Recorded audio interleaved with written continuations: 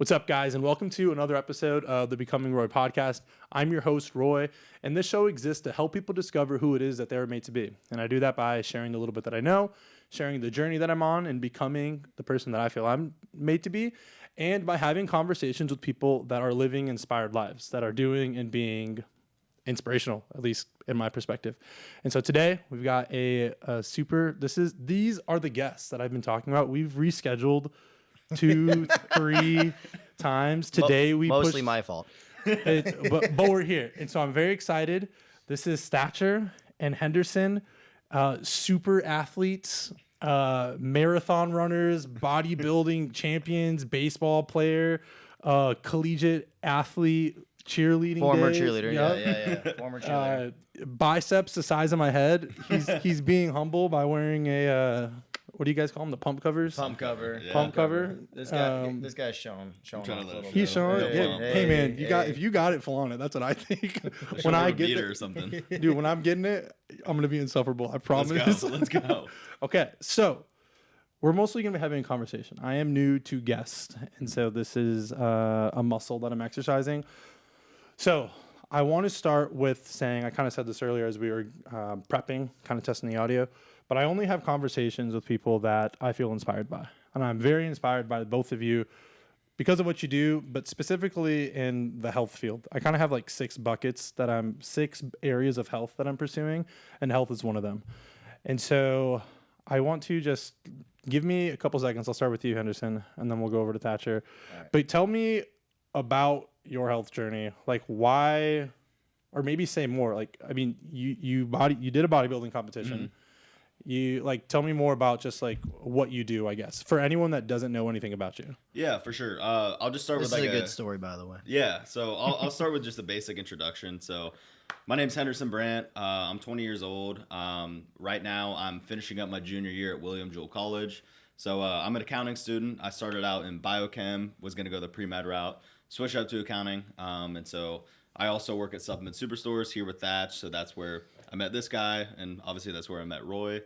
But yeah, I mean, as far as like my health journey goes, so, you know, growing up, I was like kind of a heavier set kid. I was kind of overweight. It was something I was very insecure about. And kind of like what Roy mentioned in the intro, I played baseball growing up. And once I started like working out for the baseball workouts, I just really found a passion for health and fitness. And I realized that was kind of the thing I was more interested in than like actually playing baseball itself. So my freshman year of high school, when I started like kind of working out and really getting into fitness, I lost about 40 pounds. And then ever since then, I've just gotten deeper and deeper into fitness. And like Roy kind of alluded to, I compete in bodybuilding shows as well. I've done pretty much everything as far as fitness goes. I've ran marathons, half marathons. I was training for an Ironman for a little bit.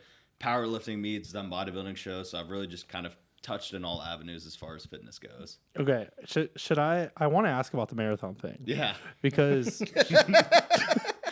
it's kind of ridiculous. Yeah. At least I mean, I don't really know you very well. I know you because I come and shop at Supplement Superstore, and I feel like we're friends. Yeah. A little bit, but I don't really talk to you outside of that or an occasional DM or randomly seeing you downtown while we're walking. Yeah. What's the story with this? Is my perspective of the marathon thing is it's like Henderson is just posting. He's posting every day. That's how when I first met you, you were posting every day, sharing your workouts and stuff. Yeah. And he's getting ready for a show, and then like it's like 10 p.m. or it's like middle of the night, and it's like a Strava for a marathon. I got a text that night, bro. I just did the worst thing ever. Yeah. So here's kind of the backstory behind it. So one of my best friends, his name's Joe. So him and I, our whole friendship is based around like just David Goggins, like just super disciplined, like unnecessarily disciplined things. And so he had gotten really into like endurance running. I think it was like 2025, so it would have been last year. He ended up doing a marathon, and he actually ran 50 miles as well. So he was getting like really deep into the endurance thing. And so I had done a powerlifting meet, and I had done a bodybuilding show, and we got around like kind of later in the year in December, and I was like, how can I make this year even cooler? And I was like, I kind of want to run a marathon. So I texted him. This was like winter break, so he's back at home. He goes to K-State, so he's back at home. I'm pretty much not doing anything because I'm on winter break. And I'm just like, dude, do you want to run a marathon this Friday? And he was like, I'm so down. What day of the week is it? So it was like, I probably texted him on like a Tuesday or a Wednesday. And we ended up running it on a Friday night. Kept it a secret. Exactly. No one knew about it. I was like, I'm not telling anyone. He did it. That's how it was perceived. Yeah, exactly. No, like I had no clue. I didn't tell anyone. Bro worked like the day before. Yeah, no, I didn't tell anyone. The only one that knew was me and my friend Joe. And so I like wanted to keep it a secret just to like post on Saturday morning and just like shock everyone. And so we ended up, it was like Friday night. He got off work and it was like, let's go run this marathon. So we went to our high school, Shawnee Mission East, and like just ran over 100 laps around the track. Just no train, no preparation. I think we went to the grocery store and like picked up some like hydration sticks and pretzels, and we were like, let's go thug this thing out. And then we ended up just doing the marathon somehow. Well, you're missing the part where he took his shoes off and ran it barefoot most of the time in the grass around the track. Okay, so that wasn't me. That was so not you. It was me. So me and my friend Joe, and then his brother and his whole family came to like cheer us on. And his brother is like the same as his older brother. So he was like, I'm gonna run it with you guys. So he like took his shoes off and was just running barefoot. Is he a runner? No. He's just like he's like probably 14 years old, and he's just like that same disciplined type of kid. Did he finish? He started late, but he like probably ran at least a half marathon with us. Just no shoes around the turf, like just a straight up animal. But the plan behind it was like, I wanted to make it a full rounded year with a meet, the bodybuilding show, and a marathon. And I was like, I'm not telling anyone. I just want to post it. So what I did was I ran it, and I like queued up the Instagram post to post it like, I timed it to where it was scheduled post like 9 a.m. the next day. And I just like walked into work, and Thatcher was like, dude, you ran a marathon without telling me? That is iconic. Yeah. Walked into work totally normal. Like, Yeah. Not a problem. I was limping No a little bit, but. Just chilling. Did you run at all before that? Like, are you? Well. Because I know you do Stairmaster. Yeah. So I always love doing cardio. Like Stairmaster is kind of like my main thing. So I was in like decent cardiovascular shape, but not like. There's a difference between like cardiovascular shape and like running shape, to where like your joints and your ankles can handle everything. Mm-hmm. So like I definitely took a little bit of a beating, but we ended up doing the marathon, and I won't lie, it wasn't the fastest marathon, but it was still a no train. Still a marathon. So I'm like, I'm gonna check that box and be like, yeah, that no is train insane. marathon in the books. Okay, I've been curious about that story since you shared it. Yeah. If it was like that, like you just clocked out, ran, and then clocked back in the next day. I think I might have worked a morning shift, and I like didn't say anything. I was like, all right, Thatcher, I'll see you tomorrow. Have a good night. And then just ran a marathon that night. Iconic. Okay, let's go to Thatcher. What's up? Give me a quick little intro for people that don't know anything about you. I actually don't know much about you. I'm a mystery. Share what you would want to, but specifically in the realm of like health. Why have you guys chosen this career path? Yeah. I mean, I was a sports guy just like anyone else, right? Did lacrosse and baseball, and then around sophomore year, I played freshman lacrosse, and my sisters did cheerleading. And my mom, I'm one of 5. Okay. And so freshman year, I don't have a car. So half the time I'm driving to cheer practice all the time. And I just got this great idea. I was like, you know what? I could do that. I could flip. I could do a flip. Come on. And so like, I remember I just every boy's real dream, I feel like, is to just do flips, honestly. Yeah, I was like, well, really what got in my head after that, when I was like talking to myself, I was like, I could do that. Then I thought, you know what would just be like the biggest, can we curse on this? We can curse on this, yeah. The biggest douche move of all time would be, what if I ripped a shot, got a goal, did a backflip, and just looked at the other team like this? That was like, just so you understand, 15-year-old Thatcher was like, that's the thing. I have to learn that. So I asked my mom, I was like, can I like get in there? Can you like book me like a session or something? Learn how to do a backflip in about 1 hour. Oh my god! And I was like, yeah, your half marathon's not that cool. Yeah. And to be honest with you, that moment is probably the closest thing I would imagine is like doing heroin. Like, just like you do it and you're like, I am addicted. That is, and I immediately I did it after. So I would have done freshman year lacrosse on the varsity team. like I was great at lacrosse. Like I was getting looked at by some scouts. I was a really good midfielder, and like my whole team was like super pissed because I basically was like, all right, I'm gonna go hang out with the girls and I'm gonna go flip now.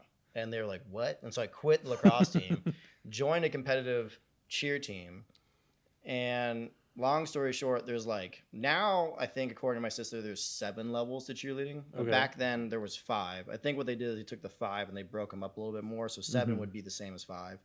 And I went from level 1 to level 5 in about 18 months, which would take people like years of their life to do. That's insane. Because you did stuff in college, right? Yeah, so so that's how I got there. So like I did all that stuff. There's this huge competition called Worlds. Went there, got 3rd place. And his world's like That's like the thing. Like Like you probably seen like, you know, there's like the Netflix show Cheer and whatnot. Like I know all those people. Those are all my friends.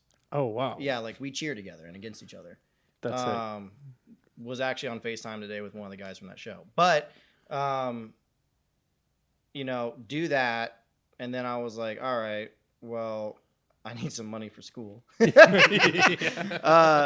so I went to the University of South Carolina, and I was able to swing a deal where there's a southern deal where you can basically get in-state tuition if you meet certain parameters. So I got in-state tuition at USC, and then with cheer I got some money too. And there I found some other scholarship too, so I could make it work. And I did that freshman year, and that was freaking awesome. And that got my kind of like my foot in the door. But you know, when it comes to the whole fitness thing, what got me into it is, to be honest with you, senior year when I graduated high school, I was this tall and I weighed maybe 130 pounds.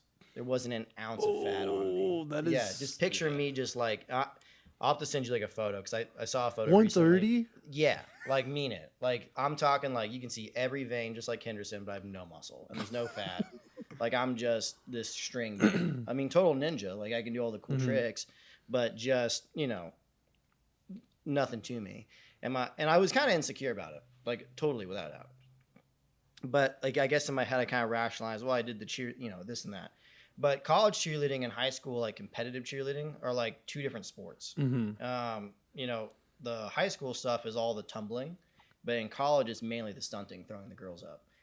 Well, here comes insecurity, right? Like I'm 130 pounds, the girls weigh 100 pounds.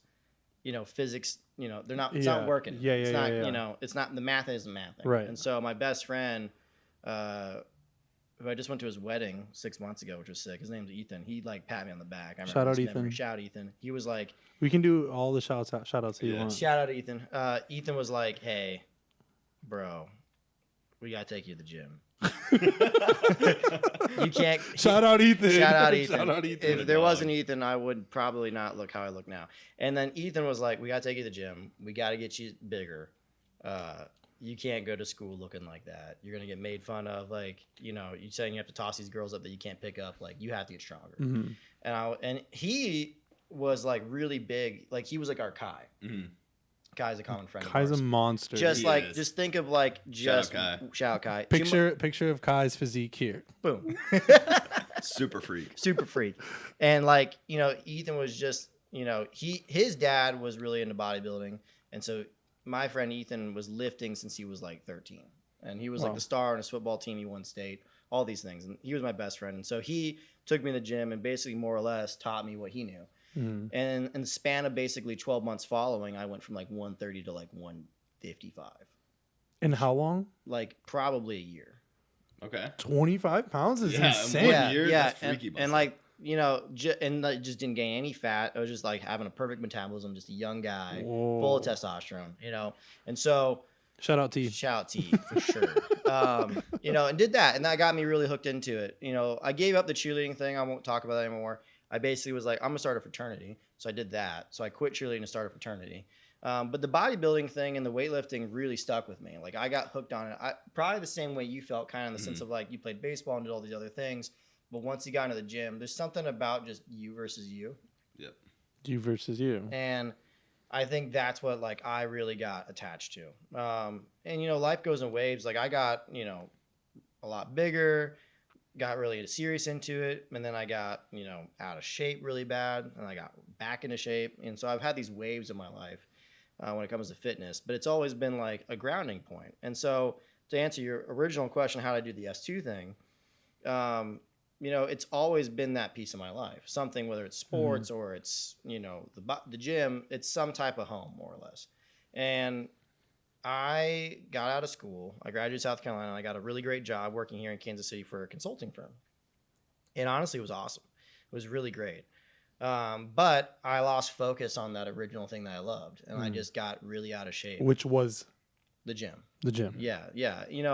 And just, everything we've all done to ourselves, self-excuses, like, I worked from, 8 to 8. I don't have the energy to go to the gym, like all these things. And at the time too, I worked for a firm. So we're taking, I had clients every week. So I was traveling 2 weeks out of the month. I was also having clients on site every week. And so, they gave me a company card and they're like, hey, here's like 5 super fancy, awesome restaurants you can take your clients to every week. And here's the card. Boom. So I was eating fancy food and cocktails like 3 times a week. Did you get big or? I got fat. Yeah. 100%. Well, it's like, it's both. It's just double whammy. I was like, we're not going to the gym because we'd go from work to the restaurant, and then add calories, bad math. And so I wouldn't say S2 happened because I got out of shape, but it was kind of this pivotal point of where like I started looking at myself and I'm like, what do I really value? Because I was being paid really well. And I was like, what do I really value? Do I love the money or do I love purpose? And I kind of quickly figured out with myself, I was waking up every morning and I was like, and it wasn't like we were ripping people off or we were hurting people or anything. It was actually a really great business. And, we helped other businesses thrive and, there was nothing I could knock on it. And so like everyone there, I still really love and appreciate the lessons they taught me, but I just wasn't in it, if that makes sense. And I almost felt kind of like I was doing them a disservice because I was like, this is not my purpose. This is not, I'm Christian. This is not what God's pushing me and calling me to do. And so it was like this apex point of like, I hate how I look and feel. I don't feel like I'm driving towards where I need to be. And lo and behold, come Supplement Superstores, I started applying to other jobs. I'm doing interviews and I'm like, none of this is getting to me. None of this is like the thing I want to do. And my girlfriend at the time was like, why don't we go to AMC, the movie theater, and go, I can't even remember what was out. It was I want to say it was a Marvel movie or something. She was like, why don't we go check out this movie you've been wanting to see and kind of like blow off steam and chill out. And I was like, I'm in. Well, we pull up to the Ward Parkway Shopping Center and I think like a week before we got there, that store had just gotten built and just opened. And what year was this? This would have been 22. So this would have been like late October of 22. Okay. Because I got hired November 4th of 22. Okay. And so, or middle October. So we go and we park my truck and she's like, oh my God, there's an S2 here. And she was in fantastic shape and she was working out and she was buying stuff from S2. I wasn't. And she was like, can we go in there? I need more protein. I was like, sure, whatever. So we go in. And the guy who was running the store, I don't think did you ever meet Dylan Smith?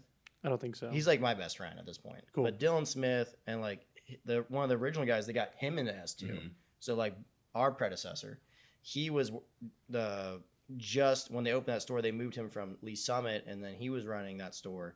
And I ran into him and I met him and like almost missed the movie. Like, wow. Like we like walked in there as like the first scene was starting. Like we missed the commercials. But talk to him. I don't even know what we talked about. I don't even know. I bought pre-workout. We talked to him for a long time. And when we walked out, she nudged me and she was like, why don't you just quit your job, work there while you find your big boy job? Because it seems like you really enjoy those guys and you kind of want to get in better shape and all these things. And I was like, that's a really good idea. So that's exactly what I did. I applied. I got the job. I quit my job, I put my 2 weeks in, started over there, and within like 3 weeks, I was like, I'm not looking for other jobs. Wow. I'm going to stay here. And just fell in love with the program because it was like, it was like in that moment I found out my purpose. I was like, okay, we have to get in better shape. We have to create better discipline and grit. But the same thing that you're doing for yourself, you can actually help others do. And once I found out that I had a love and affinity for that, I was hooked. I took a gigantic pay cut. You know, I had to figure out like 10 different things to make it work. But we made it happen. You know, at the time I was also owning a small business. I was running that was paying me a little bit of money so I could make it work. And Coffee shop? yeah, I had a little coffee cart inside of a brewery. Neither exists anymore. The brewery's out of business. I sold the coffee cart. The coffee cart was awesome. That was a really good learning lesson in business too. But yeah, super long-winded story. Sorry about the technical difficulty, but we're back. Okay. Shout out Roy for literally the best Shout out producer. hearing of all time. Yeah. You know, bro's done it a couple times. Oh, because- dude, I was so triggered. I was like, did you even hear it? He's locked. I I, was- heard it a little bit, luckily. Oh. Okay. I have a lot of questions. Yeah, Let's I go. have a lot of questions. let's do it. I want to start with, what do I want to start with? I want to start with insecurity. Yeah. Because you mentioned that. I was wondering too, Yeah. how insecurity has played a role in your journey. Because you even said you lost a lot of weight in high school. Can you tell me, did you lose weight because of insecurity, or were you just Goggins mindset, you know, from 14? Yeah. Like, talk to me about just the relationship with insecurity and how that pushed you to make the decisions you've made. And then, do you still face insecurities? Tell me about that. For sure. I mean, definitely insecurity was probably the main driver to me losing weight. There was a combination of like, you know, I was playing high school baseball and I'm with all these kids who are kind of growing, they're getting bigger, and it's like I'm a little bit shorter framed, so I'm not like the most athletic kid, and I'm kind of overweight my freshman year, and it's like, man, like I could really level up and like get faster, get more athletic, just be an overall better athlete if I lost weight. So that was kind of one of the big drivers. And I actually joined wrestling just to help me lose weight, because I know that's something my brother did his freshman year. Shout out Haas. Shout out Haas. Shout out Haas. Big shout out to Haas. Shout out Haas. But yeah, him and my baseball coach at the time really pushed me to join wrestling, which wrestling's hard. Like, I'm not even gonna lie. Before I wrestled, I was like, hitting a baseball is the hardest thing to do in sports. And I go out there, my first wrestling match, I competed against a guy who was like third in state, and I got pinned in like 15 seconds. So wrestling is without a doubt like the hardest thing to do in sports. But yeah, my brother like really pushed me to join wrestling. That helped me lose weight. But I mean, I'd be lying if I said insecurity wasn't the biggest driver. I mean, like, Thatcher probably felt the same. I mean, I'm sure everyone watching the podcast has Did had you? a moment. Can you jump in? Just Yeah. because I think you guys are both, from my perspective, which this will be a follow-up question. From my perspective, and a lot of people's perspective, they just see you guys in the flex room or Right. the posing room. Right. And I think people are like, they don't think that these super jacked people were actually once fat, or they come up with whatever. And so I have Yeah. questions to follow, but tell me Yeah. before you got to where you're at Yeah. now about insecurity. I don't think, like, when I view this conversation, because we talk about this with customers all the time. I view this, I'm very business minded, and I'll probably talk about this too many times, business status in this podcast. But like, for me, I don't view it any differently than someone like Andy Frisella, who owns First Form, where he like slept on a piss stained mattress for 10 years in the back of a store, making no money, working like night jobs just to pay the bills, till now he drives a Bugatti. And it's like, yeah, it's really easy to look at the guy driving the Bugatti right now and be like, must be nice. And you just don't see the 10 Right. years of sleeping on a piss stained mattress. Right. You Right. just Right. don't see that. And you're like, but if you saw that, you'd be like, I mean, some people look at it in envy. I look at it more as inspiration, but like your perspective on it would switch. Right. Right. And so I think insecurity rears its head in different ways. And it's reared its head for me as a driving motivational factor in different ways too for me. So like, yeah, in the beginning, you know, similar to Henderson, it was like an insecurity of perception, an insecurity of like, you know, I don't want to go to cheer practice and be the guy that can't lift the girls. I don't want to be the guy that goes to college and everyone's bigger than me, because I'm also not that tall. I don't want to go to college and, you know, blah, blah, blah, you name it. So like for me, that was a driving factor at first, for sure. And it reared its head too when I was out of shape. I was like, man, I don't want to be the guy behind the desk wearing the S2 polo that's not in shape and not doing what he preaches.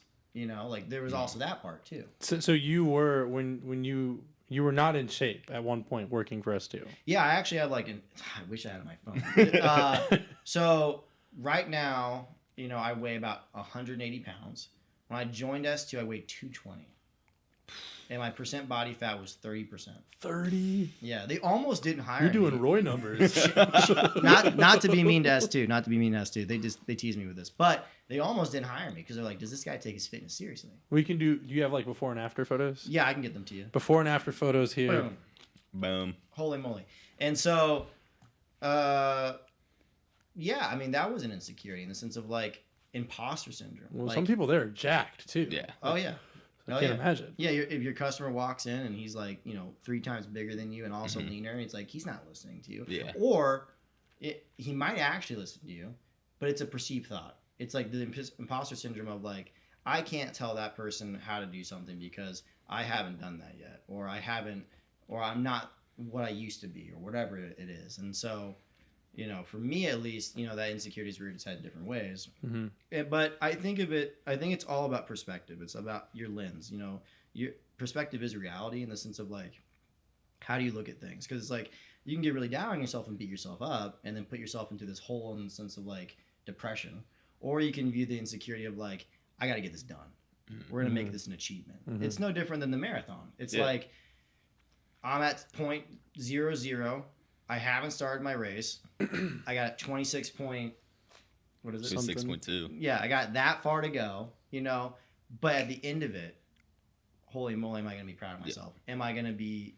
It's almost like the part of the journey. That's the fun part. That's the story. That's all the emotions. And so I think it's like, jump in when you change your mind on my opinion on this. But it's like, for me, insecurity can actually be a really great force factor to get you to where you want to be. You just have to weaponize it. Yeah. Yeah. Yeah. I mean, I couldn't agree more.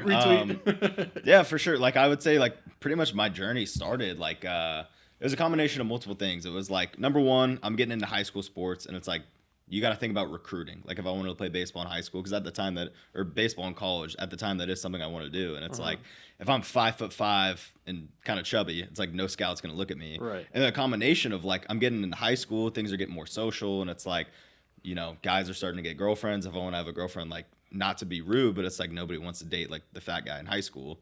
So it's just like a combination of multiple things. And then it's like my journey started because I got into high school, and it's like that's when like usually for a lot of kids that's when like high school weight starts. And I started like lifting, whether it's like high school weights or like I would do workouts at night with my baseball club. And then I just remember like the scale just kind of started ticking down. I like lost 15 pounds at the jump just from like lifting weights and stuff. And then I got from like, I think my heaviest in high school when I started was like 178 at like 5'5". And I was like, I mean, I have like pictures on my Instagram. Like, yeah, I was pretty round. I was pretty thick then. And then I just kind of ticked it down to around like 160. And then once I started wrestling, it's like, I remember this like distinct conversation with my older brother, which once again, shout out Haas.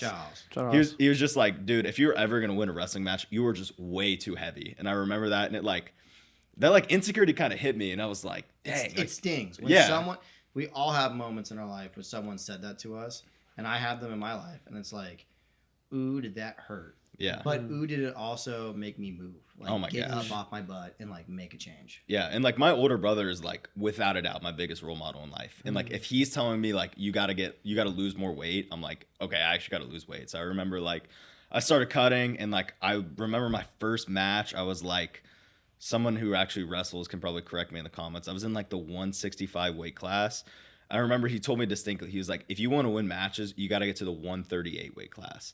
And like that whole season, my main focus was just cutting as much weight as possible and getting in as good a shape as possible. And my last couple of meets, I was in that 138 weight class. Wow. And so definitely lost a lot of weight in a short amount of time. But safe to say, like the job worked. And it's like that insecurity was definitely one of the main drivers, because it's a combination of like, one, I want to win. Because like if you go out there and you wrestle and you just get pinned match after match after match, it's like your morale just gets destroyed. Right. So a combination of that, but also like, hey, like I've been this fat kid my whole life. Like I want to get in really good shape.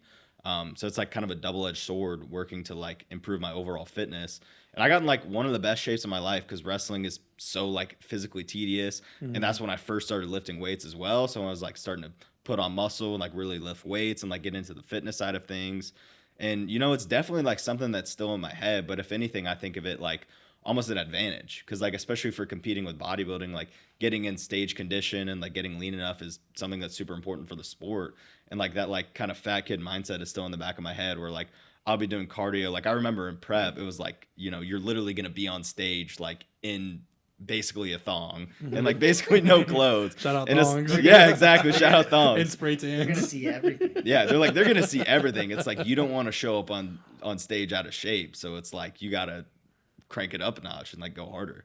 So that insecurity, kind of like Thatcher said, is definitely a big driver. Okay, so and I obviously have also experienced insecurity, whatever. But for me, in my experiences, and I'm curious about your guys' experience, insecurity is a great catalyst for change, but it's not strong enough to keep me going. What kept you going? Because anyone watching this, anyone can lose 15 pounds like that, but like keeping it off, and then like actually being stage ready, actually being able to get to a place where you can actually lift and throw these things. Like, I don't really have a grid for cheerleading, but anything collegiate, I just know is just way farther than I can comprehend. Like, I love basketball, and I just know D1 basketball is so much higher than D2, and so much higher than D3, so much higher than JUCO. And so insecurity being a catalyst, what kept you going and what keeps you going? Because you're still, like, you guys probably lifted today. Like, you're still doing the thing. What keeps you going? Well, I mean, what keeps you going? But I don't want to skip past what kept you going, because right now, also in my experience, like maintenance, I don't feel like is too hard. Like, I've gotten to good weights, and then it's like, yeah, I'll enjoy whatever. And if as long as I walk a certain amount and eat good 80% of the time, like maintenance is not really an issue. But tell me about that, like that middle journey. So you started, there was the catalyst for change. What got you to a point where you're like, all right, I'm content. Doesn't mean you stop, but like, I'm like, all right, I've made it, or whatever your goal is. I got a long answer for this one. I also got a long answer. All right, let's do you hear want to it. start or me I go can first? go first. So I doesn't lose my train of thought.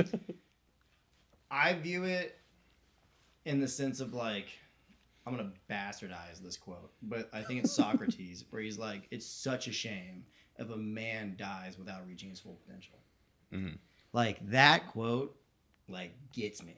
I just got to interrupt really quick. You guys have said a few things, and it's like you say these things, and I'm like, this is exactly why I wanted like you two on the podcast, because you even mentioned like, I want to help people. Like, I got to do this, and I got to do it so that way people will do it too, and just stuff like that. It's like this is what fires me up. Okay, Hell yeah.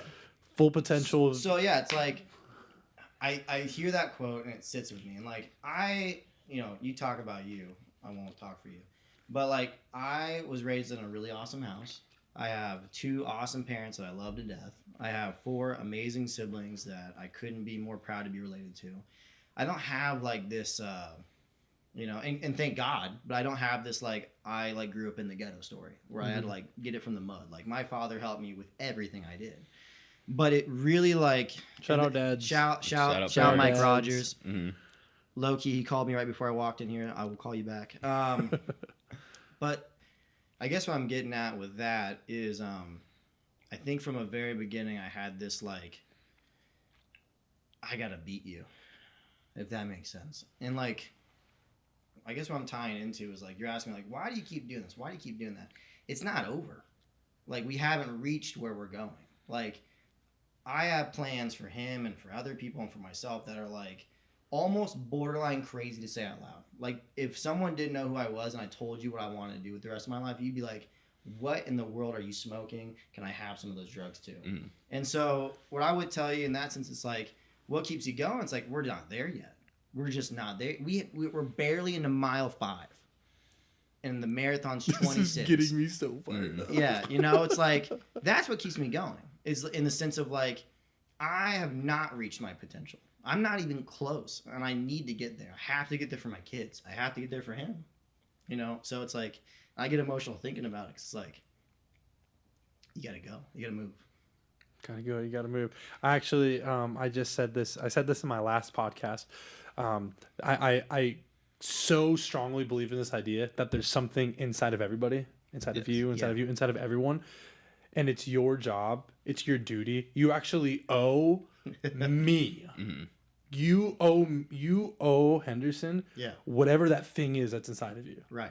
Like, you owe your kids that you don't even have. Right. You whoever it is, like your brother, your biggest role model, he owed you that. And if he let his insecurities, if he let whatever demons he was fighting win, then you wouldn't have had that. And that's like what fuels me, because I feel so far away from who I want to be. Like, I don't even share this podcast with anyone. And I'm 16 episodes in. Right. And I know someone needs to hear this conversation. Right. And so I'm like admiring you guys because you guys are, chapters ahead or whatever. And so that's something that I'm just like, oh, I love, because like we owe it to the people around us to keep going. No. To move. 100%. I mean, like, I go to work, and someone asked me this the other day, because I make a decent amount of money. It's not like I'm rolling in it, but I make plenty of money. Enough so I'm not like sweating my butt off and stressed out. And they're like, I've had this conversation and this little egotistical. They're like, you could do this, you could do that, you can make more money. It's like, no. Exactly what you said. It's like, no, I'm not here for the money. I would have stayed at that other job. I'm here because I got to get him to where he's going. I got to get Kai to where he's going. I got to get the people I haven't met yet to where they're going. You got to get me. I got to get you. I got you. It's like, no, dude, because it would feel unfinished. It'd feel like I left behind some type of like project for somebody else to do that I know they couldn't do because God told me I had to do that. So it's like, exactly. We owe it to every single one of us, including ourselves, to do it right now, to keep moving, to get going. And to be honest with you, if you're someone who's listening right now that is like, I don't know what that is. Well, you won't find it if you're not looking for it. There's a Tony Robbins clip about this, and I love it. And I'm gonna shout out Tony Robbins. Shout out He's Tony the Shout Robbins. out Tony. It's like him and Theo Vaughn, and he's like, close your eyes. I love you this. open your I eyes, love have you seen this clip? Yeah, do it though. Yeah, he's like, close your eyes. Are you familiar? No, I'm gonna have to watch we when should I do go it out. on. We should do it. Go ahead. And he's like, when you open your eyes, look for stuff that's brown. And he like pointed out. He's like, all right, close your eyes again. Now open your eyes and look for something red. He's like, all right. And then he's like, close your eyes. And he's like, now what was blue? And he doesn't have an answer because he wasn't looking for it. Right. You're only going to find what you're looking for. Right. And if you open yourself up and take the second to be like, and it's super vague. It's like, what's my purpose? Well, that's really hard to find. Right. It's like, but you just start looking, start Right. digging. There's oil somewhere in this ground. Right. Somewhere in this property. Right. Let's find it. Right. Right. And so it might take you longer than someone else. Like it took me till I was 25 to find the thing that I really wanted to do. I mean, I had a really sorry, I'm stealing your time. No, you're all good. I got the chance when I was in college. I worked for Scooter's Coffee, and I was in their marketing department. And on my way out, when my internship was over, I asked the CEO and the owner. His name was Don. Well, his name is. He's not dead. Shout Don. I asked Don Eccles. I was like, "Hey, man, before I go, can I like get 30 minutes of your time? Can I like interview you more or less, and kind of get like some snippets of you?" Really great talk. It's one of the most, I won't tell the whole story, but basically that meeting was one of the most like pivotal moments in my life. I'm like, you got to get stuff done. But he didn't start Scooters until he was like 45, and he failed like 15 different businesses before he did it. And it was one of those like gut wrenching conversations of like, oh my God. That's I think about like only take advice from people you'd rather switch places with. And so like, that's a really good quote that I love. And it's like, like my leaders, my bosses. That's really my good. Say it again. Only take advice from people, like actually take advice that you would follow and execute from people that you would be comfortable switching places with. That's a banger. That's kind of a bar. And I'm so, clipping it. I think about, I'm biased, but I think about our leaders at S2. I mean, all the guys above me, I love and respect. Now, obviously, I love my own life. But those are guys that, emulate same qualities and traits that I would want to take, right? They have lifestyles and families and accolades that I want, right? And so, anyway, with the Don thing, I was like, man, it might even take you till you're 45 to find the thing that you're really good at and that you're really passionate about and that you really want to do. And so, if you are listening to this, back to my original statement, it's like, don't give up hope. Don't stop. Don't slow down. Don't. At some point, you're going to find it. Right. But you have to be open and you have to be ready. And looking. And you got to be ready to go because it's probably going to come to you in a weird moment in your life when you're not really prepared because you never are. And it's just going to show up. And then, hey, tighten your boots, pull your, get your stuff on, and let's move and let's go. And then take the opportunity and run with it because it's like, it's only going to be there for a second. Right. It's fleeting. And then it's going to go by. Maybe it'll come back around, but who knows? So that would be kind of like my consensus on that. But, don't let your opportunity go to waste. Get the stuff you got to get done. and never stop looking for the thing that truly motivates you. And then when you find it, cherish that thing like a baby. Like that is like your child. Do never let it go. Don't squander it. Don't take it for advantage. You know, don't take it for granted. Because like I've seen that firsthand, guys almost kind of like squeeze to death the thing that they like loved, and then what are you left with? So, you know, more or less long-winded piece on that. But what's your take? Yeah, I mean, there's so many different things I want to say, but I'm just going to stick to the first 2 points that originally popped up.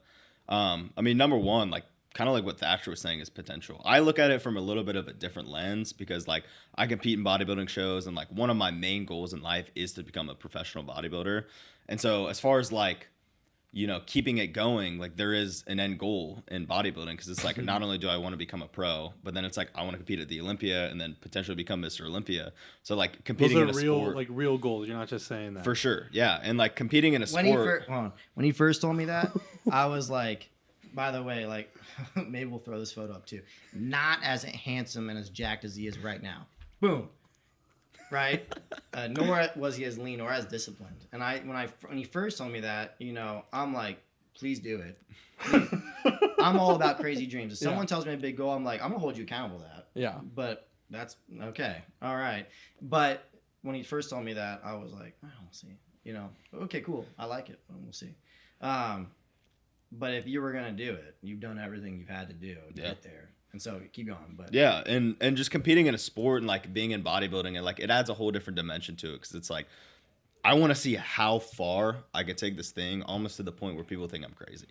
Because like with bodybuilding, it's like I don't know what my end potential is. It's like I might not even be able to become a pro. Like I might not have the genetics to do it. Which there's a lot of people who compete and never turn pro. But then there are people who turn pro and they never win a pro show. And then there's a lot of people who never win a pro show, never compete at the Olympia. And there's like only a small amount of people who have ever like won a Mr. Olympia, which obviously for bodybuilding, that's like the pinnacle. Like that's winning the Super Bowl. it's That's like the 1% of the 1%. Exactly. And so that's like the big thing that keeps me going is like, I don't know what my potential is, but I want to see what that is. And I want to take it as far as possible. And so that's kind of one of the things that keeps me going. The other thing that I've had to realize is that like really fitness is just a lifestyle. And the problem is, like, I think a lot of people see fitness as, like, almost a cancel out of their bad habits. They're like, oh, I'm going to eat clean and work out during the week so I can go and drink and party on the weekends. And then they're right back to square one on Monday. It's like, no, like, if you really want to see progress and keep it going, like, fitness needs to be the standard. It, like, needs to be your lifestyle in the sense of, like, I mean, I had a bodybuilding coach who put it in, like, kind of a funny way. He's like, people think dieting is so hard, but you're literally just eating food and moving your body, which is exactly what you're made to do. But yeah, I mean, like, I think what keeps it going is like fitness is a lifestyle. It's like, it's something that should be a constant in your day.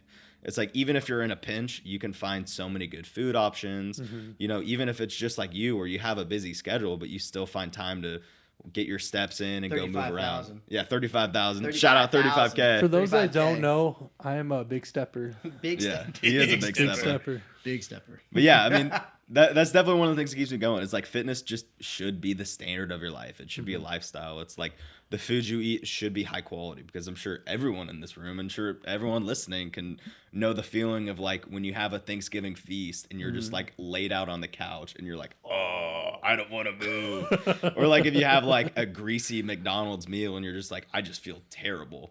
Whereas like if you wake up and you have like a really good breakfast, you're like dialed in for the day. Maybe you get up and take a little lap around the block and you just feel really good. And it's just like that comparison of like fitness should be the lifestyle and it should be the standard in your life. And it's like realizing, you know, it is a marathon and not a sprint. And like I think about like, you know, as I get a little bit older, like I'm still only 20 years old, but I still think about like, I want to be that jack dude that's like 65 at the gym. So it's like, it's building up those good habits now and not like burning out too quickly, and just making sure that like I am living that standard and that lifestyle every day. We came up with that in the back room of Vanessa too.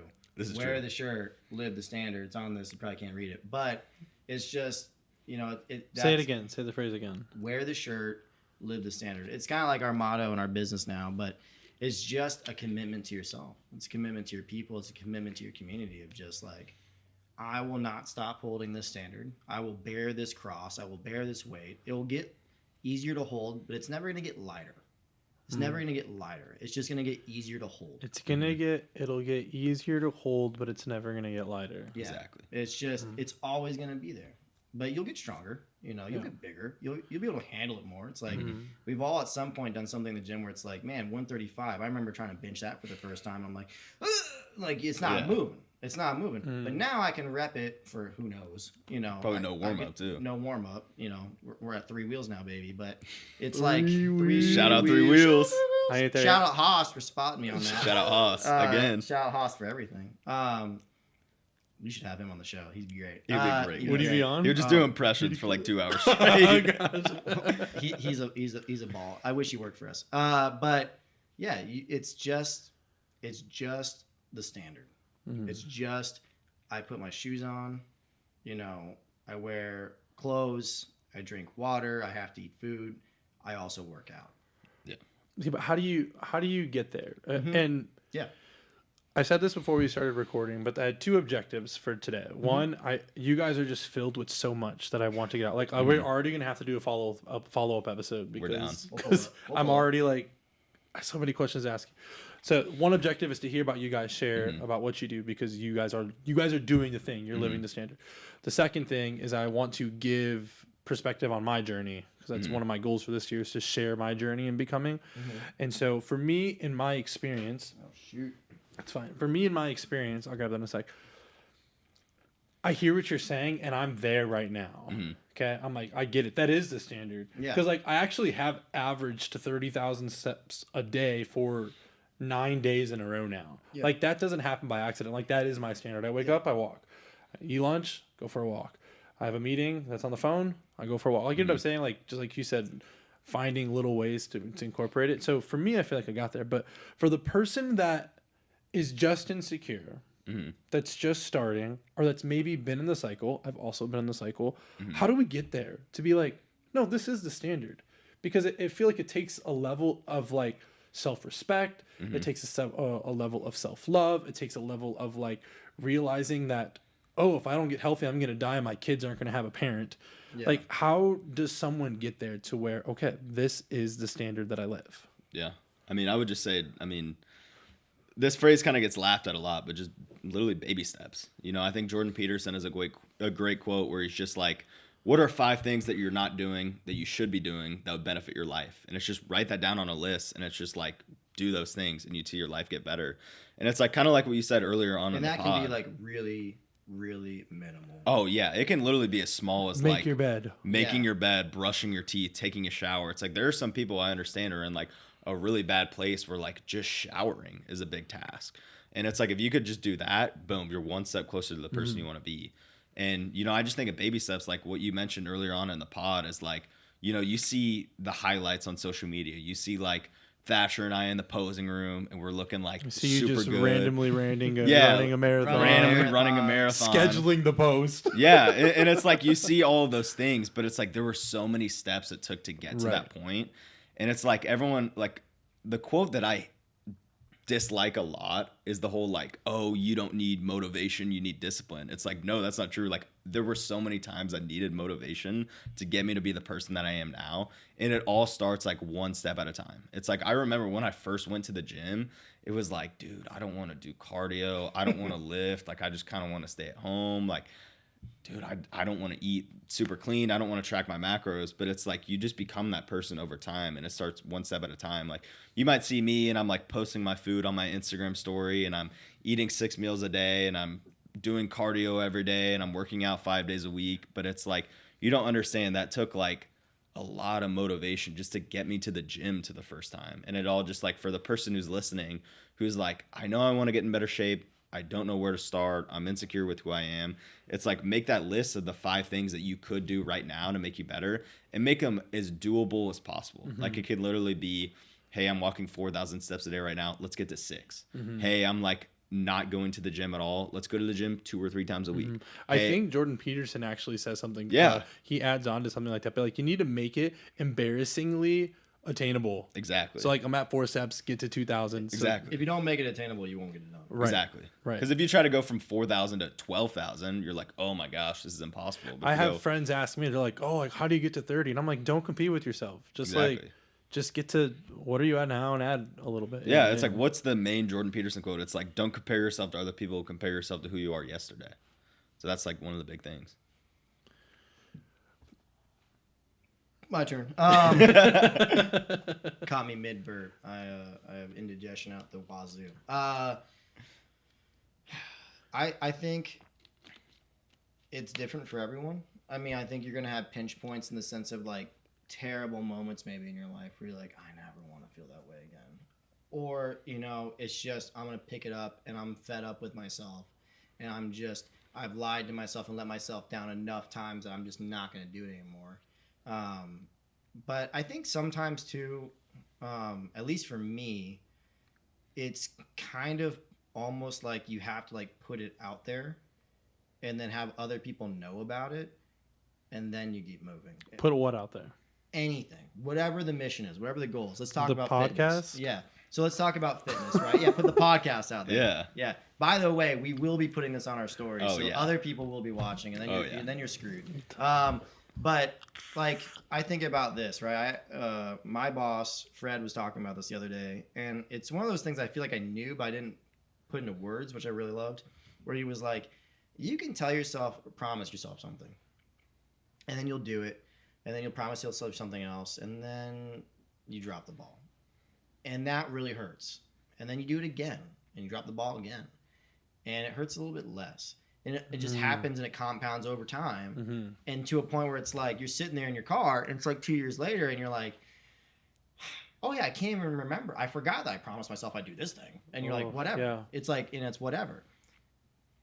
But when you tell someone or you do something for someone you love and, you know, you're in that moment and you owe it almost to them, it's like, I don't want to let him down. I don't want to let them down. I don't want to let her down. It's like, it's almost like I don't want them to, it's an insecurity. It's like, I don't want them to know that I didn't do the thing I said I was going to do. And so like as I've gotten older, I've even gotten really careful with that in the sense of like, I'm not going to tell people I'm doing something. He teases me for this all the time. I'm not going to tell someone I'm going to do something if I'm not actually going to do it because that's like a failure to like my word. Right. It's like, I don't want my word to mean nothing. And so like, I would tell, you know, even someone, it's like, it kind of puts you in a corner in the sense of like, hey, if you have like things you want to get done, let's talk about fitness, right? You want to lose weight. You want to get leaner for maybe a plethora of reasons. It's like, who knows that about you other than you? You know, who else knows that? Is it a couple people? Is it a lot of people? You know, I'm not saying you have to make it public and you have to make an Instagram about it. You have to have a whole channel about it. I mean, that's a good way to do it. That's one way to do it. But like, I think if you let other people know about your goals, you almost start backing yourself into a corner. It's like, because people are like, whatever happened with, you know, that? And you're like, oh man, you know? And so I think it's... I'm feeling really convicted. Yeah, yeah. Well, it's all about the community piece of it. It's like there's peer pressure piece to it. You know, there's moments in your life that kind of shape you and warp you. I think for me, it's one thing of like making sure other people know my vision and my goals and what I want to get done. So I don't want to fail my word to them. But at the same time, too, I think it's a little bit of like just you don't want to let yourself down. And you have to get going. You have to get moving. And it's just going to take baby steps. And you just have to remind yourself of that every day. And at a certain point, you'll get to a point where you get kind of cozy. You know, like I would make an argument, me and him feel decently good about how we look right now. But we know we're not where we He said, yeah. Yeah, Flex, no, that's all the flex. Yeah, looks freaking awesome. You know, looks freaking. Like I posted a photo of my back yesterday on my story, and I like looked at it and I was like, boom, there's my back. And I was like, man, that might be the best my back's ever looked. And I'm like, man, that's pretty good, dude. Like, who else has got a back like that? But then I have to remind myself, dude, that's not it. I know 10 other guys with a better back than that. I gotta raise the standard. And so I think it's like it just evolves. Like you can get cozy into a point where it's like, I got to where I wanted to go, and then you can almost let yourself slip off, which I've gone through that for sure. I can even talk about that. But it's like, you know, just you'll get there. But remember, like, it's not a destination; it's a journey. You have to keep moving. It's never gonna end. It's never gonna stop. It's something you have to maintain. It's like a car. You know, like the car doesn't just go forever. You gotta put gas in it. You gotta do the oil. You gotta change the fluids. You gotta put new rims and tires on it. Like, it just takes maintenance. Okay, you said a couple things, Yeah. and I want to circle back. Oh, also, you guys can also ask questions if you feel like you got something burning. Okay. That's like a subtle, like we're being a little selfish, right? Yeah. No. This is, you are the guest. No, This is- we're gonna bring Roy into this. But yeah, what's your question? Okay, so you said something early. Okay. You said something early about how do I want to ask these questions? Just first, I like that you said raising the standard, like getting cozy. Yeah. Baby steps, because like baby steps, it started with baby steps, and now you love the way your back looks. Yeah. You know what I'm saying? Start with baby steps. Now you got the physique that you do. And then like you can get cozy and you got to like raise the bar, which kind of goes back to something I think you said, Henderson, about, or one of you said, about competing with yourself. It's just you versus you. It's you versus the person you were yesterday. Yeah. And I think that's great. And something that I've been trying to do recently is I'm like detaching myself from all output. I'm only focusing on my input. So like I actually am not going to step on the scale again until I come in to do my weigh-in for the challenge. And it's like, yesterday I was at work, I was bartending, and like my pants kept falling down, and I was like, what is going on? Like, it's the same belt loop, it's always the same. And I was like, dude, I've been like locked for about 2 weeks now. But it's just like, I feel like for me the lifestyle is becoming the lifestyle when I've just completely removed myself from the number. I've completely removed myself from the number. The only number I'm obsessed with is 30,000 right now. That's my step. But everything else, it's like, oh, okay, like boom, and I just got to raise the standard. So I liked that. I just wanted to say that. But what I want to ask you about, and I haven't heard you talk about this yet, Henderson, and I'm curious. But you were talking about how when you found S2, it was kind of this apex of two things meeting of like purpose and kind of something you needed to do. Yeah. And you took a pay cut for something that was going to be a temporary job while you looked for a big boy job. Right. And then you're like, wait, no, this is the thing. Right. This is the thing. I want to hear about purpose because I think purpose, I'm curious if purpose is really the fuel. If purpose really is the thing that keeps us going. Because I did my first podcast episode in 2020. Okay. Yeah. 6 years ago. Yeah. And this is only the 16th episode. Ooh, okay. I did one episode and then I didn't do any for 6 years. And it took me years to even do that first episode. And I've had this same dream since like 2013. Like this is not like a trend that started happening. I was like, oh, I want to do that. Like for as long as I can remember, I've wanted to help people. That's how it started. And then I was like, oh, I'll be inspiration. I'm inspired by this person, so I want to do this. So this isn't like a new thing. This has been like Roy in the making for the last 15 years. And I think it's because of purpose. I feel like a purpose to help people discover who it is that they're made to be. So I want to ask just about purpose and how that plays into your life. You alluded to it, and I don't think I've heard much about purpose from your answers yet. Yeah. I think one of the things that people get wrong about purpose a lot is they think it's like a specific thing. Like people are like, oh, I was made to be a doctor. And they set their minds on that specific thing. Or they're like, I was made to be a doctor, an accountant, or a salesman or whatever. And they think it's a specific thing. I think purpose is more of just the impact that you have on the people in your community. And a lot of people, I think they get kind of like choked up in the sense of like, they're like, oh, I can't impact the world. I can't be like a multi-million follower influencer. I can't have that big of an impact, so why even try? But it's like, I think about, dudes on my baseball team or, people in the store I've met or like people in the gym who are like just good dudes. And they've had a massive impact on my life and the people around them. And it's like people underestimate the power of just being influential in your community. And so I think it's like purpose isn't really what you do. It's just the type of person that you are and the character that you hold. And so it's like, S2 provides such a great platform because we're seeing like 50, 60, 70, upwards to 100 people a day. And every single person that walks through that door is someone that we can pour everything that we have in our hearts into that person.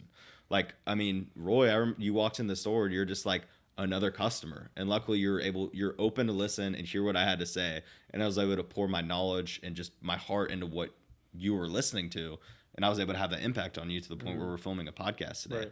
And it's like, the thing is like, purpose isn't really a thing. It's just the type of person that you are. And I think like, I mean, right now I'm at kind of a crossroads in my life where it's like, hey, do I want to do accounting? Do I want to do S2? Do I want to do something else? But it's like, I know that like at the end of the day, if I just work as hard as I can at whatever I do and just be as good of a person I am, I know that I'm going to find a purposeful life because, it like I was saying, it's not about what you do. It's about the impact that you have, which you can have an impact in every single thing that you do. And I mean, as far as purpose being a big driver, it's like, kind of like you said, you just got to focus on your inputs. It's like, is the things that I'm doing unselfish? Is the things that I'm doing bettering my community and also bettering myself as a person? And as long as you're keeping inventory of that and making sure that you're progressing yourself and the people around you in an unselfish way, you're going to be living a very purposeful life. I think it's just do you move with intent or not? You know, like, Oh, I love the word intent. yeah.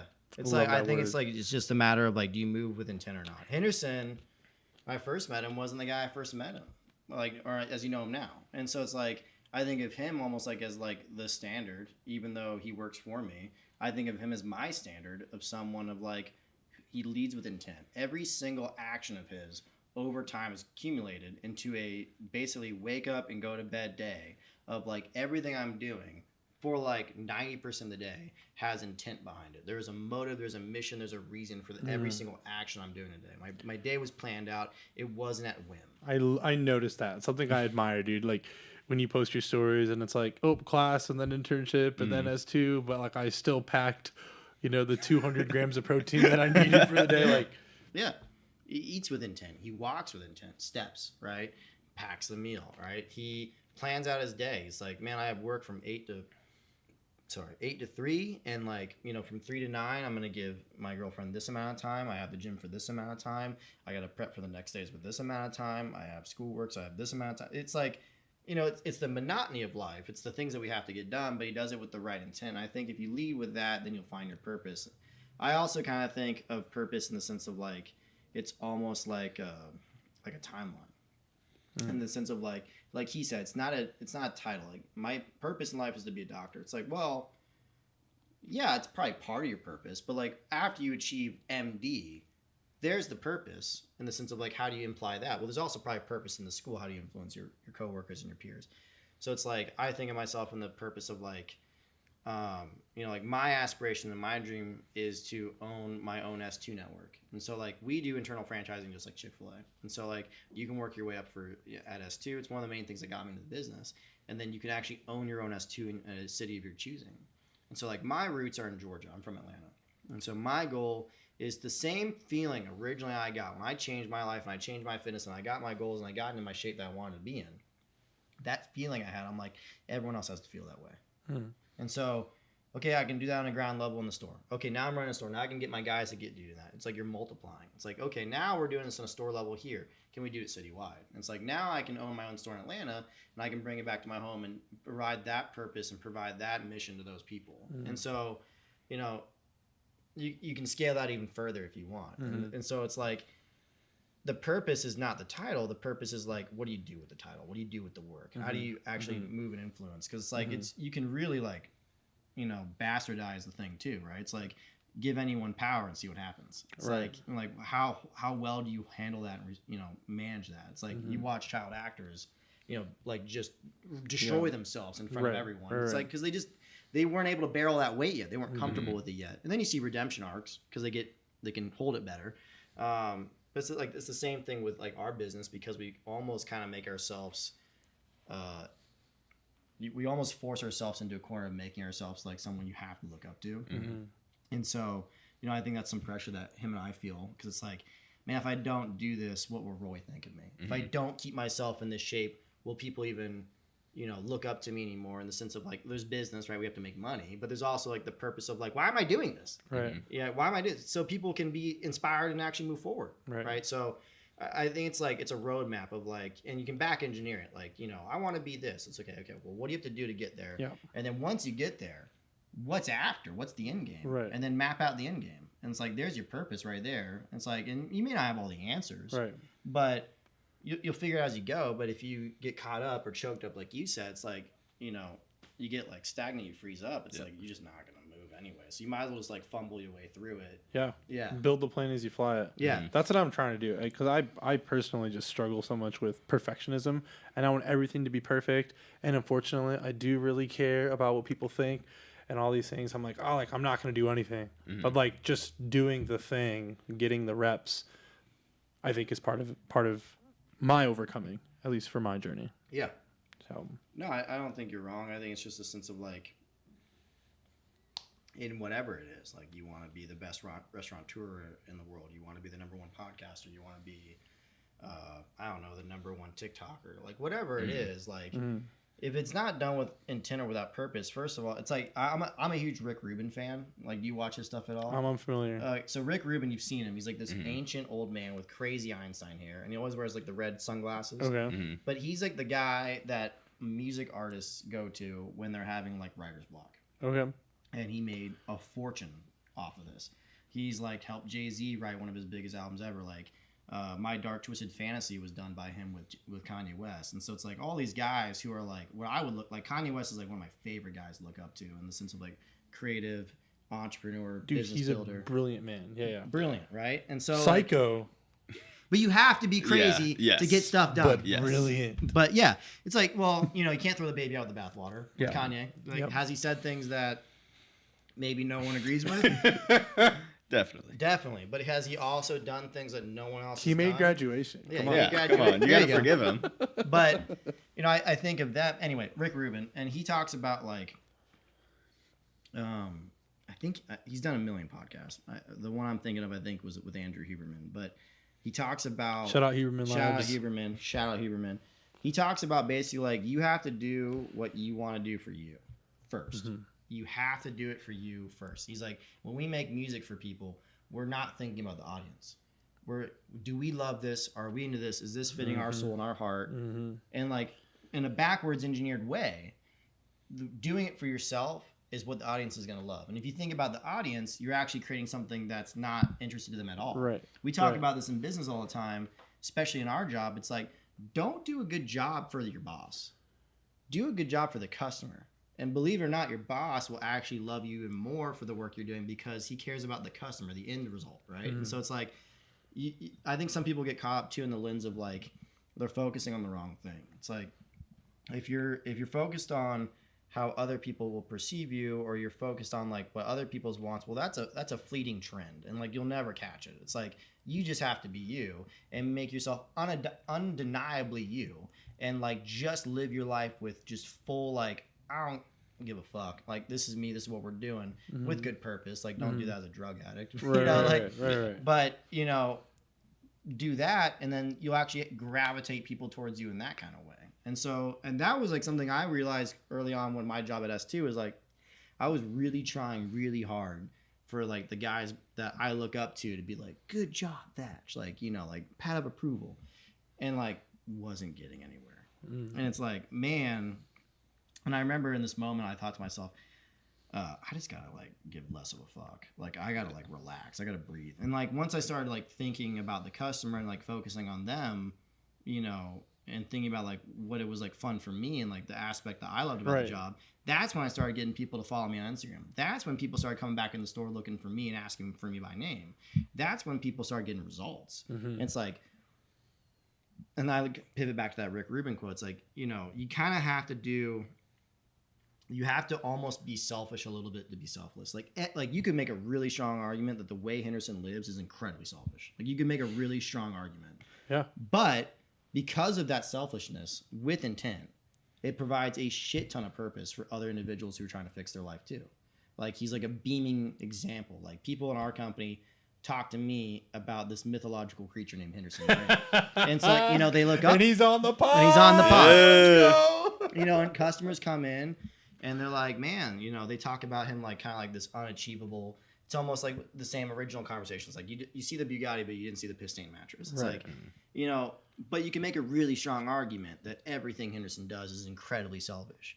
But it's not selfish in like the F you, I'm better than you. It's selfish in the sense of like, this is the standard. I'm going to hold it. I'm not dropping the weight. I'm not giving up, and I'm going to move forward. And it becomes this like enigma, you know? And so I think, you know, back to the original points, like the purpose, the motivation, the keeping factor, it's like, you just have to create a life that you're proud of living, and that when you die and when you finally reach the grave, you like look back and you're like, you know, maybe you didn't get everything done that you wanted to get done. You may not.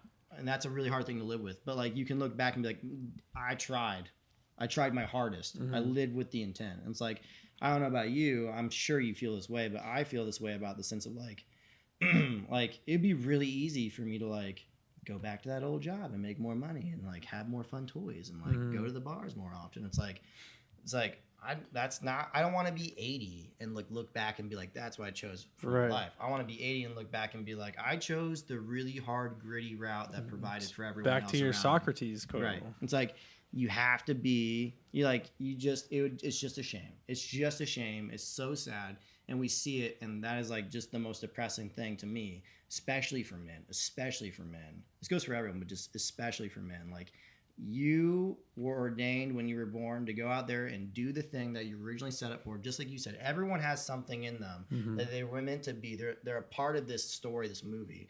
And if you don't go out and find it, and if you don't execute on a high level and go all the way into it, and you'll have moments, but if you don't do that, it's just a shame. Because it's like, man, did you not play the role in the movie that you were given? So good. Fired up. Fired up. I don't know where to go. We have a lot of where should we take this? I mean, I would say let's talk about you, because we've talked a lot about ourselves. Okay, ask me a couple questions and I'll land the plane. Okay, so for me, right, I came in this podcast studio. Freaking sick, by the way. Didn't expect it to look like this. You're telling me the background story. I didn't even know. To be honest with you, I've been doing. I gave it up recently, but I used to run a podcast for our company for a long time, and so like, I kind of wanted to go into this thing blind. I chose not to watch your podcast. I chose not to even try to find it on Instagram. I didn't want to know. I wanted to walk it's in. hidden pretty well too. So. which is great, because I would have gone crazy looking for it then. But I was like, I'm not gonna write down questions. I'm not gonna pre-write answers. I'm just gonna go in this thing and just kind of like shoot by the hip, and we'll see how it goes. And so like, you telling me, okay, we started in 2020. We did one episode. We're on episode 16, right? I follow you on Instagram. I'm very fortunate to be on your close friend story. Shout out to the close Shout out to friends. the Shout out close close friend friends. story. If you're not in the club, you want to be in the club. And so I'm like, okay, and I would say that I've seen more episodes lately. Would that be fair to say? I've been doing about 3 a month Okay. for the last like Well, 2. that's an uptake in productivity. Yeah. At least in that category. Yeah, I actually have been more intentional at posting since the fall.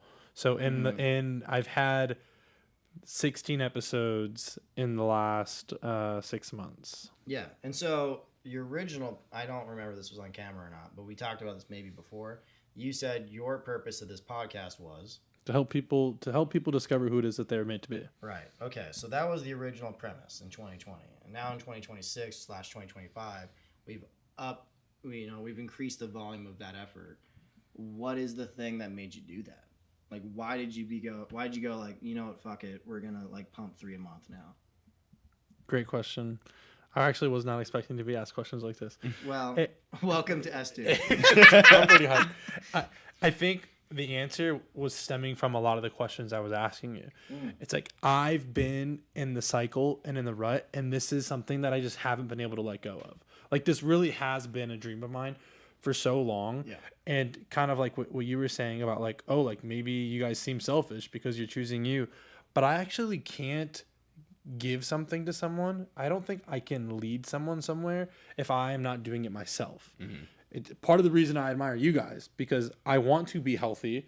I want to be 10% body fat. Yeah. I want to get to the number 220, arbitrary number, don't really care. Yeah. But it's like, It's a milestone. yeah, but it's like, I look at you guys and you guys are X, Y, Z. And so it's like, for me, I want to look at somebody that is depressed and in this cycle and whatever the thing is, that has had the same dream for so long, and be like, dude, you can do it. Yeah. Like, I'm not special. Right. Anyone can do it. Like, you're not special. You're not special. Like, there's nothing about us that is anything, like, we all put our pants on the same way in the morning. Right. And so, like, if I can do it, then I think anyone can. So that's what has pushed me. It's like, I've wanted, this has been me the whole time. Have you ever heard the Marcus Aurelius quote? I love Marcus Aurelius, but which one? It's the one about a slave. Have you heard this one? Oh, yeah. Tell me again. Okay. Yeah. So this is one of my favorites, and I actually used it for a company speech one Yeah. time. I got But it. for the longest time, and to be honest with you, somewhere in my core, I do think I'm special, in the sense of like, let's get up and move, and it's special in the sense of like, you have a purpose that God gave you. You have a purpose that God gave you. Right. It's like there's something I got to do. 100%. I'm meant for it. It's like 100%. there's been moments in my life where I've almost died. Probably should have died. Didn't die by just like unexplainable feats of nature, and you're just like, ooh, it's almost chilling. You're like, I gotta get this stuff done. Yeah. But the Marcus Aurelius quote is like, or story, I guess, is more like he had this guy follow him. More or less, this slaves back then were different with the Roman Empire, but it's like this indentured servant. But he would just like whisper to him in moments of like council or big groups, like, "You're just a man. Yeah. You're just a man." And it's like, you aren't special. You can die right now. You could have a brain clot. You could get shot. You could get stabbed. Right. You could wreck in a car tomorrow. Right. You have no idea when the end's coming. You're not bulletproof, but you're also like, you're just a man. You put your pants on the same as anyone else. Like me and Justin Bieber get dressed probably the same way. Shout out Biebs. Shout out Biebs. Big Bieber fan. Same with Kanye West, right? It's like, but, and on some level, I'm sure they believe the same kind of concept we're talking about, in the sense of like, I am special because I have some mission I'm supposed to do. But, I'm not maybe like beneath helping the guy next to me. Right. Yeah. And then you're not special isn't like, Well, you have to we remind all yourself. have, we're all a man Yeah. is the thing. Yeah. And like, You're not God. I have the same amount of time that you have in your day. Yeah. I mean, you just did an internship. You were in college. You were working at Supplement Store. You were still working out, and you have a girlfriend. Like, and you have the same 24 hours that I have 24 hours. Like, And he sleeps. and he sleeps. And he sleeps a And little so bit. it's like, you know what I'm saying? So that's more the point. But I do think that like people like us that are our eyes are open to this thing we have to do. I think there's a little delusion. I think there's a little like, I'm him. You have to be. You I have to absolutely, have that. I absolutely feel like him, and I feel Yeah. like that's like I don't talk about that because it's arrogant, Yeah. or you know what I'm saying. But yeah, I'm just like, yeah. I think I think you're right in the sense of like, you have to hold it a little bit close to your chest. Like, very few people like know how really crazy I am, in the sense of like what my true what I'm like. Watch this, but sometimes I think you need to let your fellow people know, like, hey man, I'm really about this. Like, I'm really doing this. Yeah. Like, you can get on the boat with me. I got a spot for you, but I'm going one way or another. Right. Like, I'm him. Like, we're Right. driving this boat. Yeah. So I think it's like, you have to have that a little bit, and it's fun to find people that are like also kind of in that vibe, in the sense of it's like, like I met a guy the other day that like is kind of like that about Catholicism, and it's like, okay, well, I'm not Catholic, but like, kind of cool to talk to that guy. Yeah. Because like, whoa, there's a guy that's leading with intent like you. There's a guy that's leading with purpose like him. It just in a completely different facet of life. But it's interesting because it's like, you can't, he's not egotistical. He believes in God. He's like pushing Catholicism, but it's like, he kind of is like that guy though. He's like, I know everything. Like, I know everything there is to know about Catholicism. It's like, sick. it's kind of sick. I want But it's to like, but it's like, okay, you have to have almost like this delusion. But also, I would tell people too, it's like, it's delusional until it's not. Right. It's delusional until it's not. It's like, I could say right now, like, I'm gonna own 20 stores in Atlanta. That's crazy. That's crazy. That's a huge task. Like, like, I'm gonna be like 50 something, 60 years old by the time that I get done. It's delusional till it's not. And then when you see the 20 locations on Google Maps, like, must be nice. Yeah. It's like, you didn't see the piss stain mattress. Yeah. You didn't see the chubby fat kid Right. at 15 that Right. had to go to like, you just Right. didn't see that part. Yeah, and Yeah. that also is kind of the fuel for why I've been posting now, is because like, one, it's delusional until it's not, but it's also just delusional in what the word means if I'm not doing anything. Yeah. Like, if I really think I'm gonna lose weight and help people, Right. but I'm not doing anything, that's actually delusional. Right. That's the definition of insanity. That's insane. Yeah. No, it's actually insane. Right. And so part of me is like, oh, if I really want this, then I have to do something. And it just pushed me to do it. So, All right. Well, here's my next question for you, Roy. okay. Right. You look up to us, which is an honor. Right. I don't think either one of us ever started any of our journey or our mission saying out loud or even thinking in our head. I mean, correct me if I'm wrong. I want people to look up to me. It's almost like I have to get myself better. and then like it like is a side effect of the success, if you want to call it, right? Like, so we talked about us and our thing and all the questions we answered. Why do you want to lose weight? That's a great question. Right? Because like, I mean, you could probably make an argument. We could probably run your blood panel today.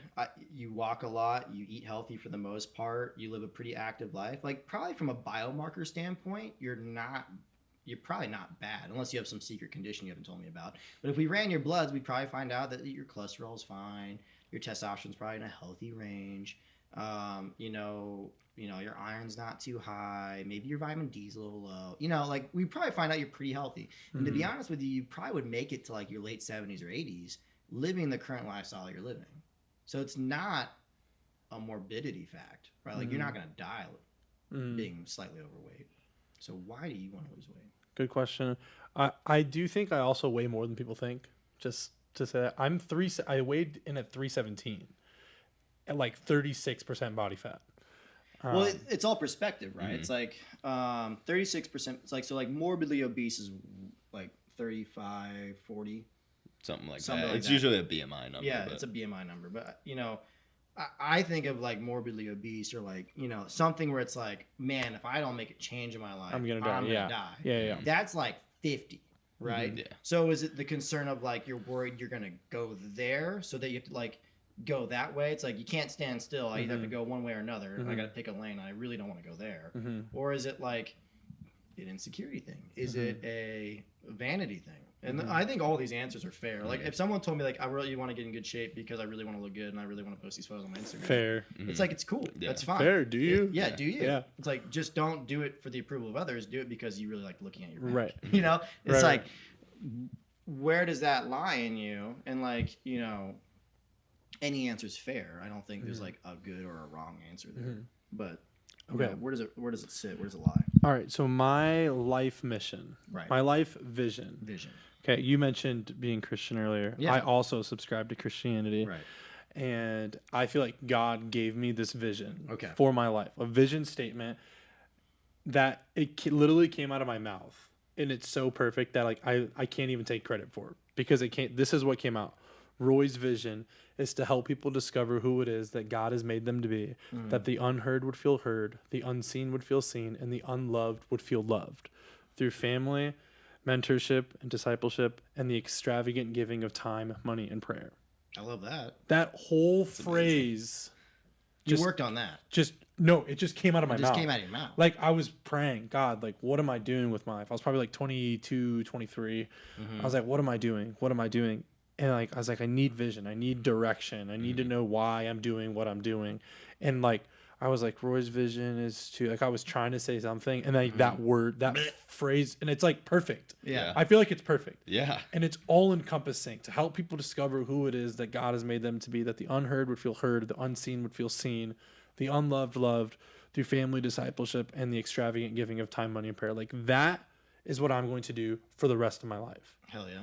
And so I love leadership. I'm obsessed with leadership. I'm obsessed with people that I look up to and like influence. I think leadership is just influence, and I don't think you need a title to be influential. And so for me, Hold on. You do not need a title to be influential. We tell our guys that all the time. The second you walk into an S2 and you don a polo, if you haven't been to one of our stores, just to clarify, there's not a thing that says Thatcher's the general manager. Like when my boss, Jeff Wasserman, walks in wearing an S2 polo, it does not say owner of the company. He's just wearing a polo and it just says his name. So we are the same. You're just a man. And so it's like, you do not need someone's approval or some holy ordainment to be like, you can now fix that person's life. You can help that person get 1% better today. Yeah. So it's like, sorry, that was like when you heard it, it's like, you just don't need, you don't need a magic, like, it's like, I need to be a doctor to help people live a healthier lifestyle. It's like, well, that's not true. You could do that right now. Yeah. Should you be a doctor? We need doctors. Go. But it's like, you don't have to wait till then. Like, you don't need the title. yes. Yeah. Yes. And I think titles can help. I think titles can spur you on, but I don't think you need a title to be influential. I think I actually already am influential. I just want to, like you said, how far can I go? Yeah. How many people can I influence? How many people can I help? And not just in the fitness world, but like I want to help people spiritually. I want to help people like, you know, with their mental health. I want to help people, whatever the thing is, I want to like get that out of people, help get that out of people. Pin that to weight loss though. Exactly. And so if I can't, I love leadership. I'm obsessed with leadership. And my favorite thing to do in leadership is, are the people that are leading, are they doing the thing they're saying? Right. Which again stemmed from some of these questions that I'm asking you. Right. And so for me, if I want to lead at a scale or influence, if I want to influence at scale, I want to be doing the thing that I'm telling people to do. Right. And so, and I want to, if I want to say, how far can I go? I want to do this as long as possible, then I need to get healthy. Right. Longevity. And so for me, the weight loss really is just the vehicle. Sure. It's like, I don't really care about 220. I don't really care about 10%. I'm just setting something so I have something to go towards. Right. But the point, the driving factor is keeping a promise to myself, really. Yeah. I'm doing this for me, which you guys brought up. Right. I'm doing this for me so I can help people. So I can look at someone and be like, hey, I did this. I'm not special. You can do it. I would say, whether you realize it or not, by doing this podcast and by coming in our store and hanging out with us and becoming friends with us, you're also putting that weight on other people, but in a positive way, in the sense of like, you know, you can break, it's like what I said earlier, you can break promises to yourself for only so long until you finally have to give a change, but it's like, you also don't want to break that promise to other people. Right. It's like, you'd rather die than do that. Right. So it's like, that's what this is in a weird way, Yeah. in a cool way, in a, like, a creative way. It's like, I'm like more or less creating a manifesto in visual form. Yeah. Like, these are the things I'm going to do, and you're going to watch me do it, and I have to do it now because I told you I was doing it. Yeah.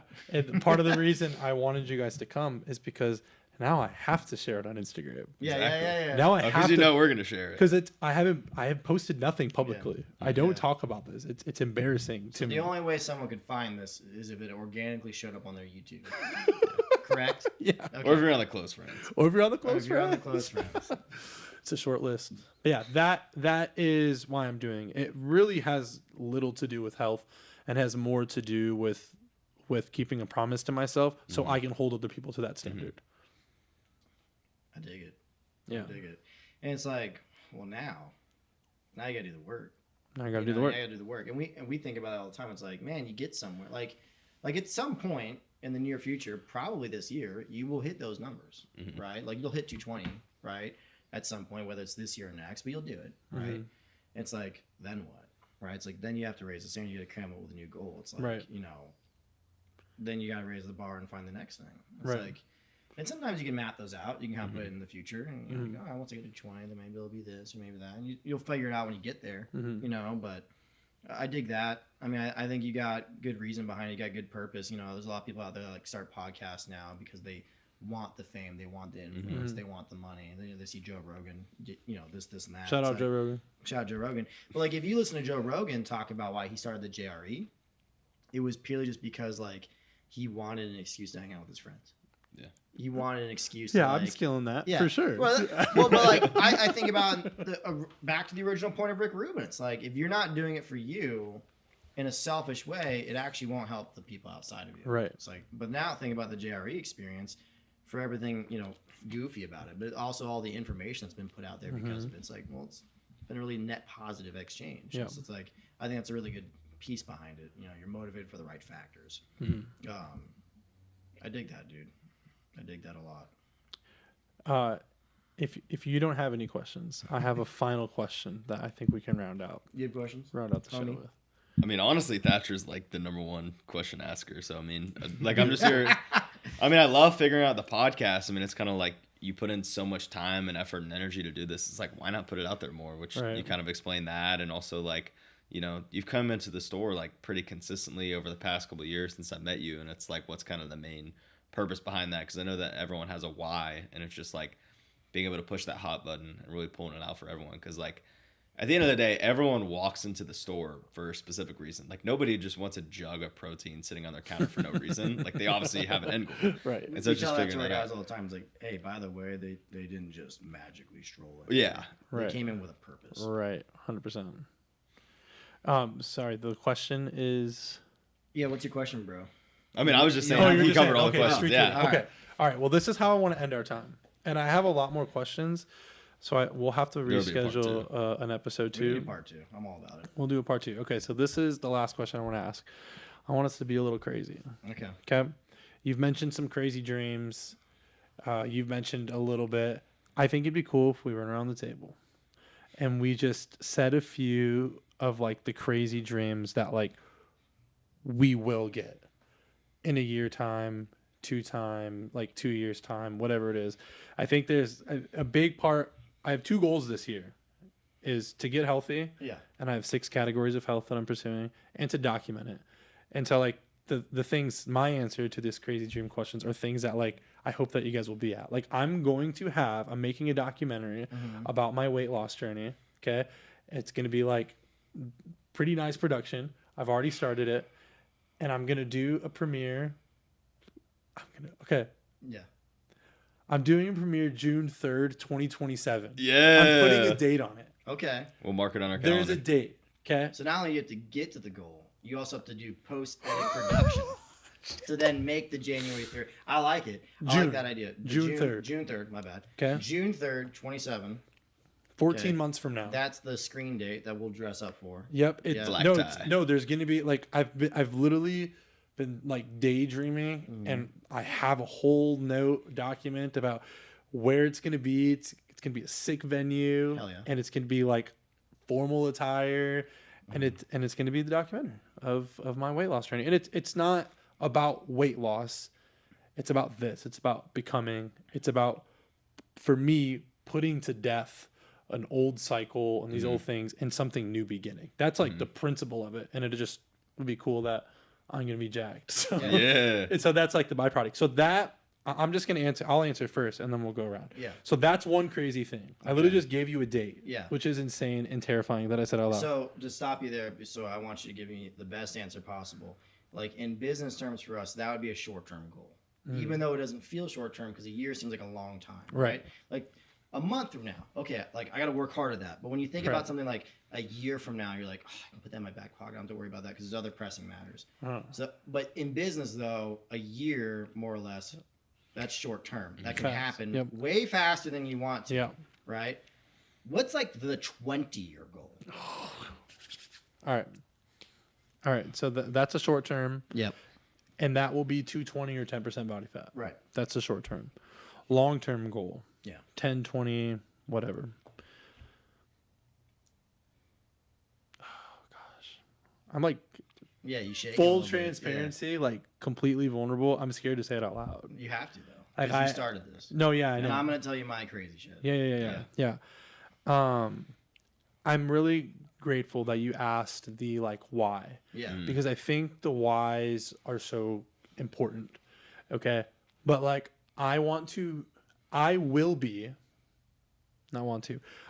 be making money through this. Yeah. Okay. Having conversations with people. I want to help people get healthy. Well, blow that up a little bit more. You say you want to make money, like an extra $500 a month. No. We're talking about like we I bought the want house to with this money. have the big crazy dream is Yeah. I want to like I might still have a job. Like I love where I'm working right now. Right. This place is dope. I mean, Right. like I You're only, content. I'm Yeah. But you're not content. complacent. I'm not complacent. I'm content. If I could work here, but like hire an intern, like just give them my salary to do the work that I don't really care to do and like still be around, I would probably do that. But in 10, 20 years time, I will be making enough money to live comfortably and not have to do something else. This will be my main vehicle. Hell yeah. And I will be having conversations with people that are living inspired lives, and I will be helping people get to the thing because you're only 20. Like that's so hype.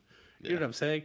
And so like I think of myself at 20 and like you're going to be 28 one day and then you're going to have a conversation with a 20-year-old. Yeah.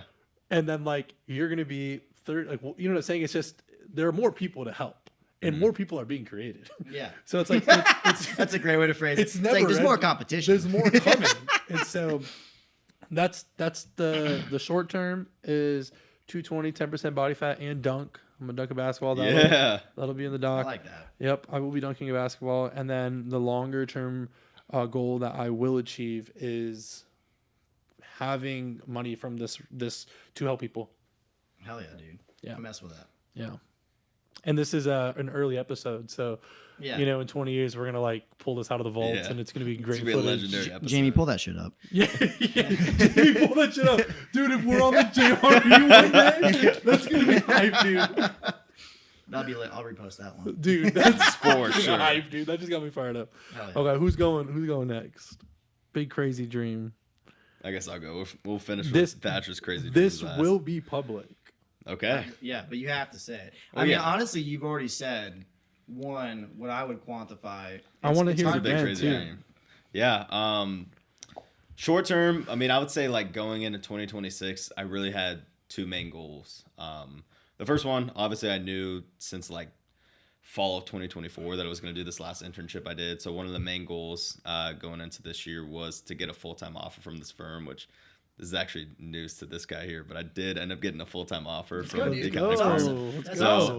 One of the big goals I don't want him to achieved- take that, but I'm very proud that he earned that. Yeah. So achieve goal number one. And the other big goal is just to step on stage and do another bodybuilding show. So do show number two, which the plan right now is to do. There's a show in Kansas City in November. So obviously I'll start prep for that here later this summer. But those are kind of going to be freaky.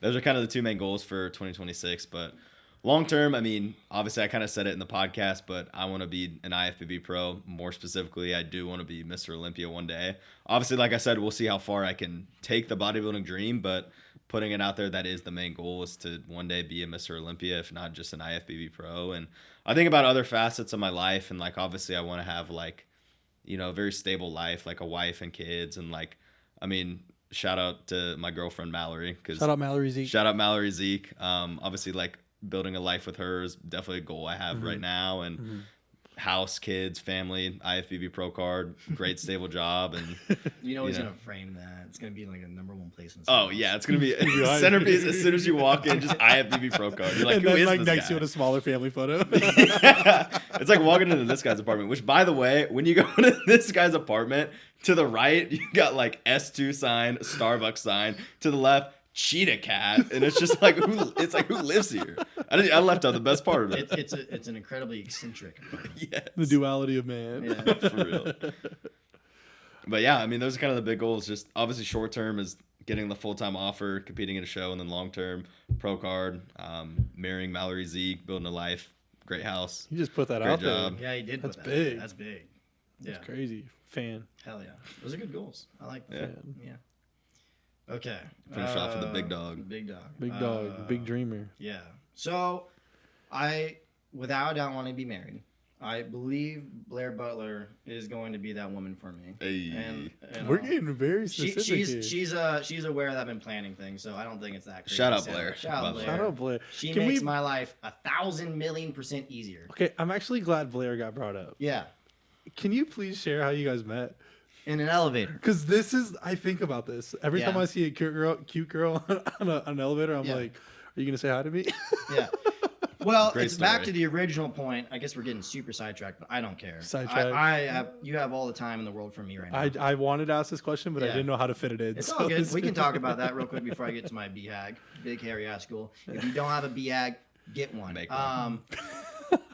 So this is probably for a part two, but I was engaged, and then Okay. I didn't know that. I was no longer engaged. I was handed my ring back, and no bad blood. I wish her the best. I hope she's having an awesome life. Nothing bad there to say, but it just didn't work out. And sometimes things don't work out, right? You plan, you blah blah blah, and then sometimes life just pivots, and it's like, how well do you handle that, right?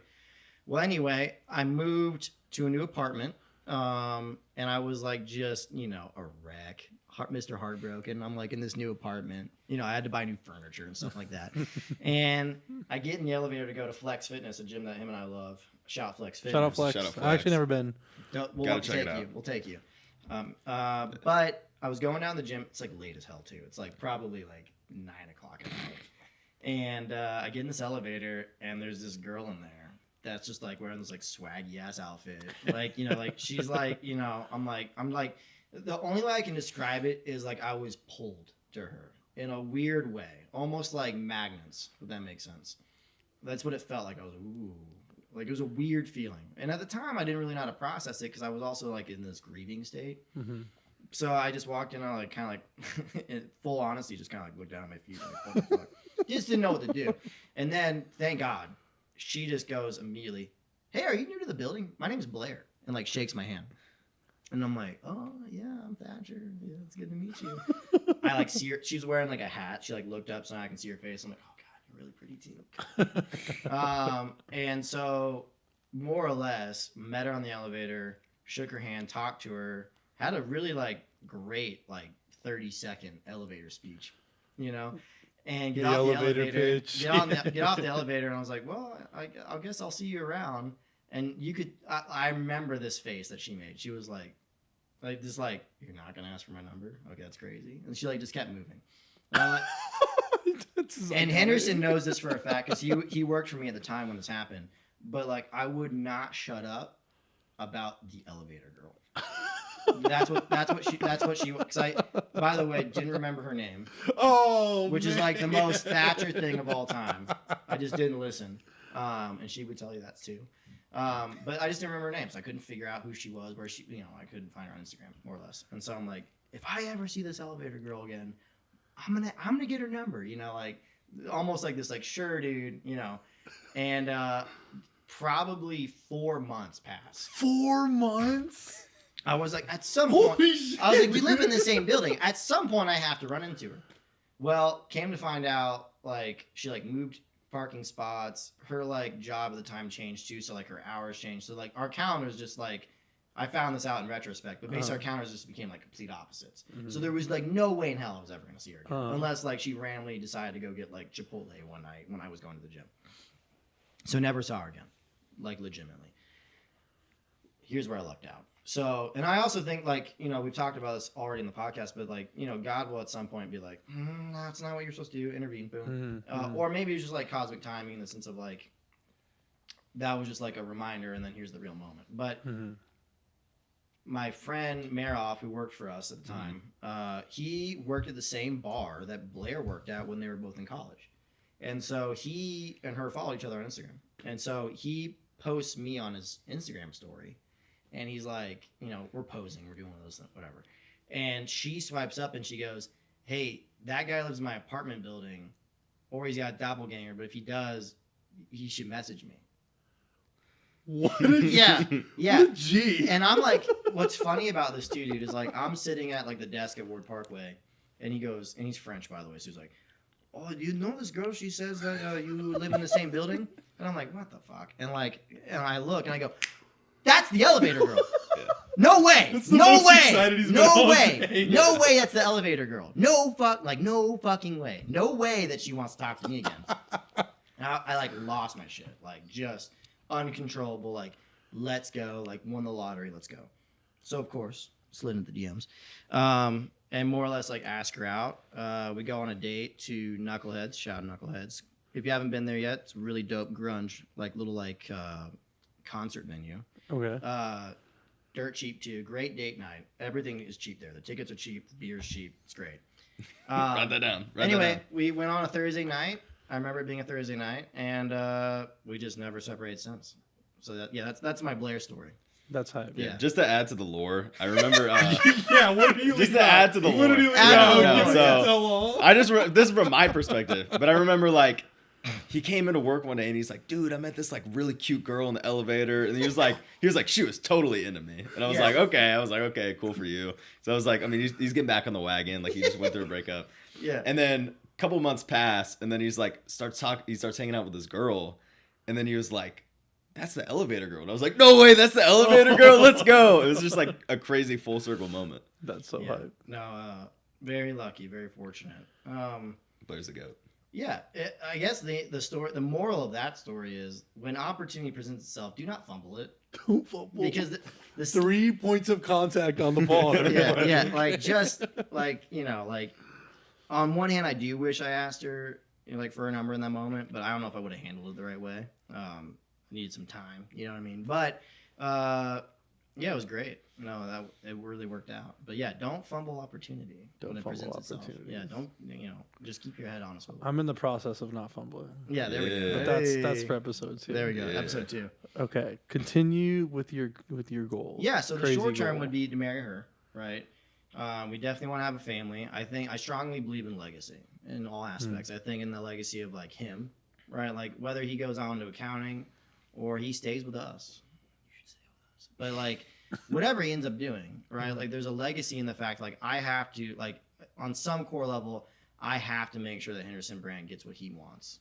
Like that's just like no matter what, I have to have that happen. And so there's a little bit of that in legacy. But for me, when I also mean that's like I also believe in family in the sense of that. So it's like not only do I want to marry Blair, but I also want to have a family with her. No matter what. Like if God doesn't let us have kids, like we'll adopt. Like we will have children. Yeah. And grow them hopefully to be the best version of themselves, right? Yeah.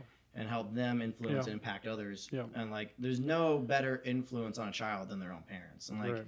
if you were to meet my parents right now, you'd be like, oh, Thatcher is like 1 + 1 = 2. Like you are them, right? So it's like that is an aspect of that. So that'd be like the short term. A little bit farther would be I want to own my own S2s, right? I want to open up my own market in my hometown of Georgia. All right, you ready? Only 2 people in the world know this feeling I have. And it is absolutely insane. And you are absolutely going to laugh. And that is okay. And maybe it won't happen, but I will tell you right now, it will fucking happen. I really sat down one night and I thought to myself, you care about helping people. You really care about changing their lives and having them feel the way that you felt. Who has the job that can do that the biggest? I'm going to be the president one day. I mean that. Do we like early access? Early access of Mr. President? Yeah, I mean that. I know that sounds crazy. It absolutely is crazy. It's like, man, what the fuck, But who other better? I mean, like, what other job can you do at the highest level across the board to change the world in a positive way? And I feel incredibly propelled and motivated to that. And it's not, and I promise you guys, especially if you know me, there's a little bit of ego in that. Like, I want to be the president. Yeah. Right. Of course. I don't know any president that probably didn't have a Like, little trust bit of me, ego. like Come on. I'm a big believer in visualization. Like, Yeah. you ever hear Conor McGregor talk about it? Yeah. Like, that gets me Yeah. going. Yeah. I picture myself in the White House. I picture myself behind the desk. Really? I picture Really? whose portraits I'm You're going to being have. serious. I'm so serious. Keep going. Yeah, so serious. Keep going. So, but the reason why I extrapolated that is I thought to myself, okay, you own 20, like, right, raise the bar, raise the standard. Yeah. You own 20 stores in Atlanta. Then what? Yeah. You take over Florida.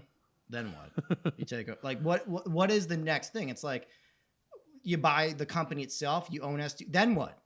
What do you do? Right. So I thought to myself, what is like, I can't be the Pope. Shout out to the Shout out to Pope. the Pope. Shout out Pope Leo. He's from Chicago. Shout out Chicago. And I thought about it. I was like, well, like, there's like, if there was like a final job in the aspect of actually helping people, it would be that job. Whether it's been bastardized or not, we can go around. Yeah. But if there was a job, the final destination, that's the job. So I'm going there. Nice. So my goal is to marry Blair, have our family, take over Atlanta. As you've come to learn, our job is like, whether you want to be or not, you become influential. Mm-hmm. Take over the Atlanta market, probably become the governor of Georgia, and then from there, run for president. President Thatch. President Thatch. Captain Rogers. Captain Rogers. Yeah, got no, my it's vote. crazy. But like, I think it's just in the sense of like the original conversation, lead with intent. It's like, what do you really want to do? Well, I really want to change people's lives. Right. If there's a position, a job I can obtain, I can grab, give it mine, where I can actually be like, your life is better. Mm-hmm. Where you can just like wave a magic wand and actually help people from the front. Lead by example. The original thing you said, it's like, how can I do the thing that people need to be shown how to do and say, come on, I got you. If I got to fucking grab you and drag you and move you until you start crawling and then you start walking and you start running with me, then we got to do it. But what job can you do that for the biggest populace in the world? And it would be that title. And so there's ego and sense, but like, that's why I want it. But yeah, there's my crazy ass. That's like Big- it couldn't have ended better. Yeah. It could not have been a bigger finale. Yeah, and no Then- one other than my friend Dylan and Blair know that. So now the world knows. And I don't care that people know. It's delusional until it's not. Delusional until it's not. But it's all around the purpose of like, hey, let's just make this a better place than we found it, and a better place for our legacy. Yeah. Love it. Well, I do look forward to a second episode because I do have 10 other questions. We're done. Yeah, we're deal. We're good. But just as a final, thank you guys for being the standard. Thank you guys for just the way that I don't think you treat me special. I think you guys probably treat me the way that you treat most people that are coming in and being decent people at the stores. You know what I'm saying? I'm grateful that I feel like we're friends. Yeah. I'm grateful that I feel like we are friends. We are Yeah. friends. So I'm grateful for that friendship where I feel, where I can text you and ask you a question. I can feel comfortable enough that like these guys are doing the things, they're going after that, my dreams.